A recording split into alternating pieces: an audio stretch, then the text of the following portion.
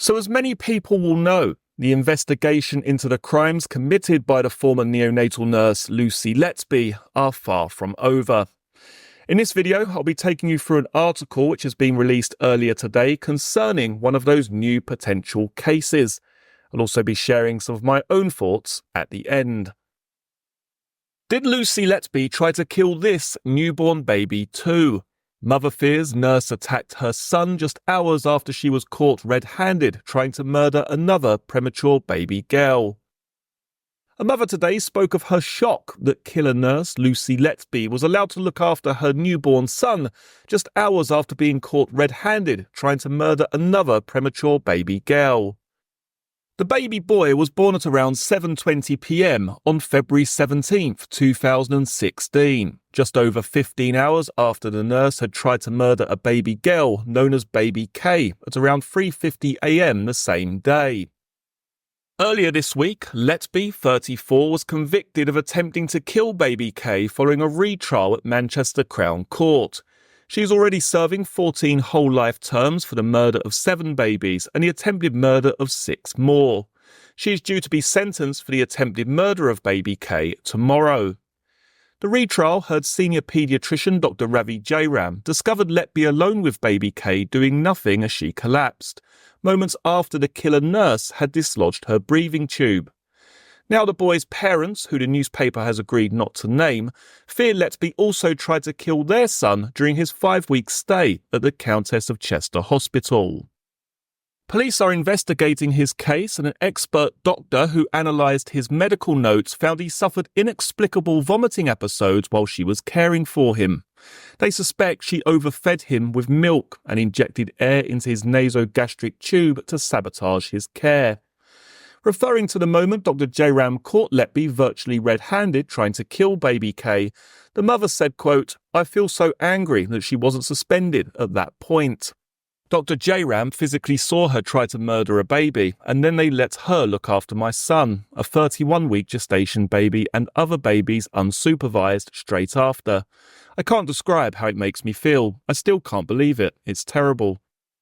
The mother said that following Letby's conviction on Tuesday, she had struggled to sleep. She said, quote, "It finally hit home that they let her do that to Baby K without any sanction, and 15 hours later she was left to look after and potentially try to murder our son. I haven't managed to get much sleep since the verdict. I appreciate hindsight is wonderful, but I don't understand why Dr. Jairam did nothing." Although Dr. Jairam was already suspicious of the nurse following a series of deaths and collapses, the court heard he failed to note down or report the incident. He said the attack in the early hours was etched in his nightmares forever, and it was a matter of infinite regret that he hadn't escalated his fears to managers or called police. The baby boy was born unexpectedly, weighing just 3 pounds 2 ounces, around 10 minutes before the following night shift began at 7:30 p.m.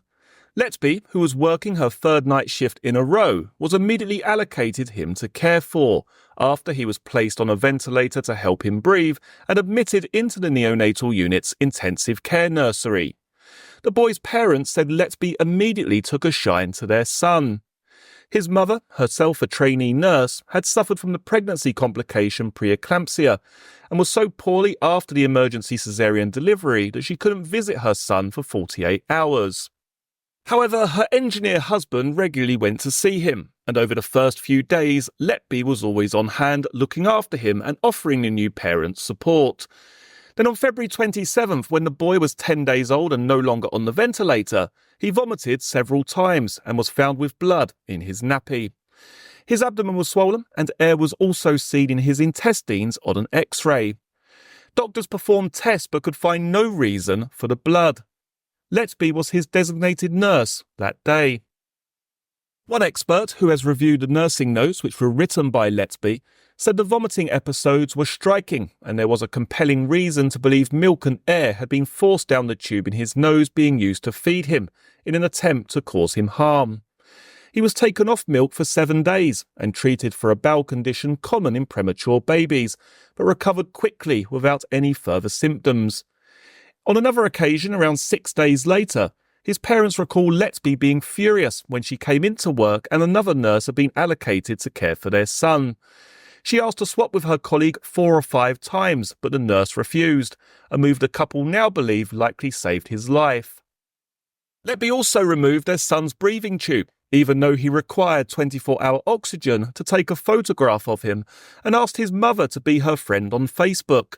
When she later put up a post saying he had been admitted to a specialist hospital with an infection sometime after he had been discharged from the Countess, Letby sent her a series of messages of support. Her husband thought Letby was so kind. He even suggested she be the boy's godmother. But thankfully the couple changed their mind and asked a family member instead. The mother added, quote, "Looking back, I think we were very, very lucky that our son survived. Our thoughts go out to all the parents involved, especially baby Kay's parents, who had to endure 2 trials.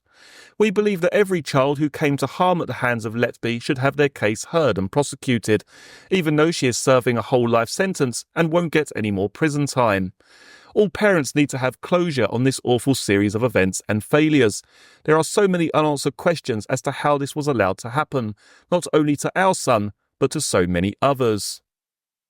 Okay, so certainly some interesting developments which have just been released today into the mainstream media. Now, I do vaguely remember this specific case from when Lucy Letby's original trial concluded. I do remember that photograph with the breathing tube being removed and the parents finding it very odd at the time. But obviously this goes into a lot more detail.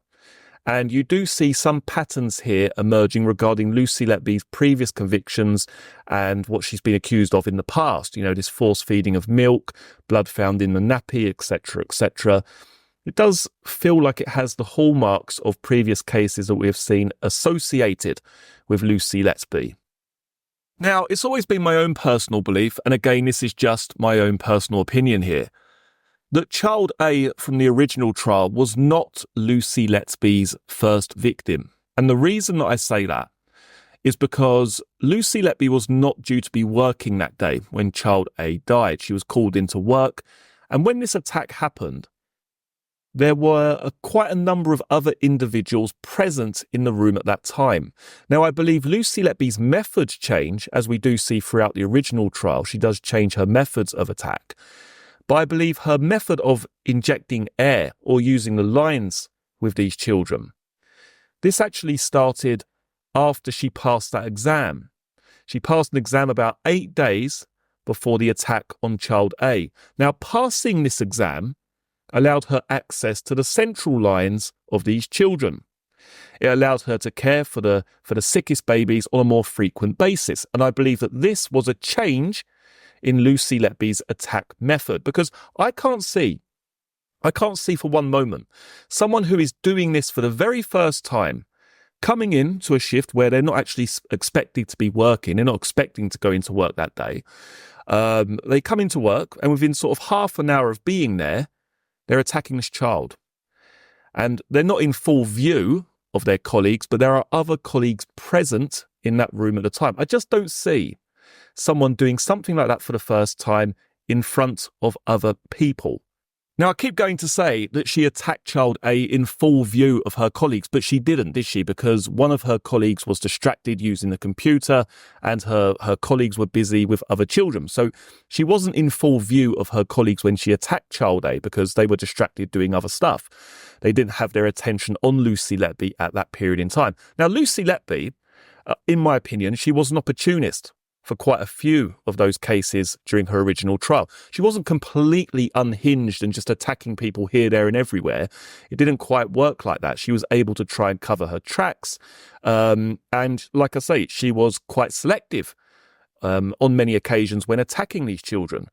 But I do feel that this marked a change in Lucy Letby's methods. It went from possibly dislodging tubes to using the central lines, using the peripheral and central lines of these children to inject air into the bloodstream.